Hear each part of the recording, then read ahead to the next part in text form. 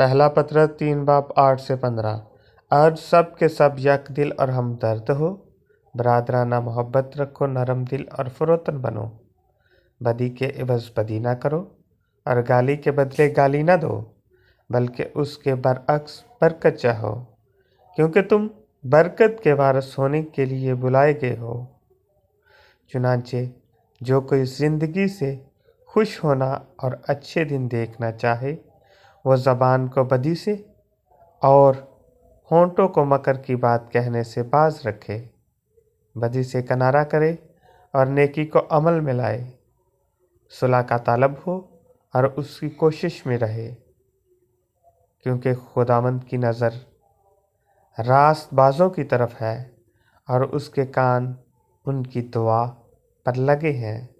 مگر بدکار خدا کی نگاہ میں ہے۔ مگر اگر تم نیکی کرنے میں سرگرم ہو